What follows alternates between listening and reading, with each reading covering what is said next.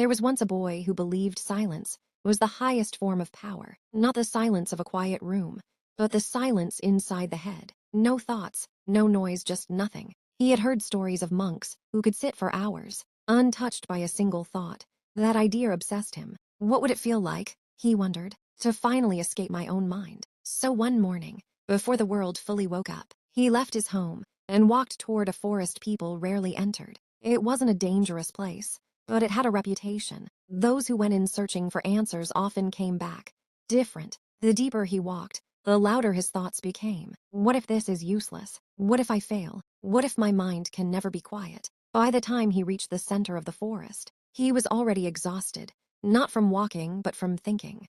And there, under an old tree whose roots twisted above the ground like ancient veins, sat a teacher. Nothing happened. Inside his head, everything happened. This is stupid. The boy sat. Seconds passed, then minutes. Why isn't he teaching me anything? His eyes kept drifting toward the teacher, waiting for something, anything. Finally, the boy snapped. You're not teaching me. I asked how to empty my mind. The teacher slowly stood up, picked up a small kettle, and poured tea into a cup beside him. The boy watched, confused. The cup filled, and kept filling. The tea spilled over the edge, dripping onto the ground, soaking into the roots of the tree. Stop, the boy shouted. It's full. The teacher stopped pouring, but didn't look surprised. Instead, he asked, why did you stop me? Because it's overflowing. It can't take any more. And yet, you came here asking me to pour emptiness into a mind already overflowing. The boy went quiet. For the first time since he arrived, his thoughts paused, not because they were gone, but because they had nothing to argue against. The teacher pointed toward a narrow path leading deeper into the forest. There's a river, he said. Go sit beside it. That's it, the boy asked. That's it. No techniques, no instructions, no promises. Just go. The river wasn't far, but the walk felt longer this time. Not because of distance, but because the boy's mind was louder than ever. What am I supposed to do there? Just sit. That makes no sense. How will that empty my mind? When he reached the river, he almost turned back. It looked ordinary. Water flowing, leaves drifting. Nothing magical. At first, it was unbearable. His mind threw everything at him. Memories he didn't ask for. Worries about the future. Random songs. Conversations from years ago. Things he should have said. Things he shouldn't have said.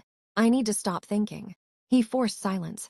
He pushed thoughts away, and they came back stronger. Like trying to hold water in his hands. The tighter he squeezed, the faster it slipped through. Frustration built up inside him. Why is this so hard? He muttered. Then something small happened. A leaf fell into the river. He didn't try to think about it. It just caught his attention. The leaf floated, slowly carried by the current. It didn't resist. It didn't try to control where it was going. The boy watched it, longer than he expected. Then another leaf came. Then another. Without realizing it, he started watching the river instead of fighting his mind. It moved on.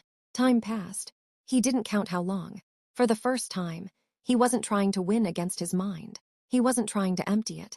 He was just not holding on to it. And in that moment, something deeper than silence appeared. Not emptiness, but space. A quiet kind of space, where thoughts could come and go without controlling him. When he returned to the teacher, the forest felt different. Not quieter, but lighter. The teacher looked at him and asked, Is your mind empty now? The boy shook his head. No, it's not empty. A small pause. But it's not heavy anymore. The teacher smiled. Good, he said.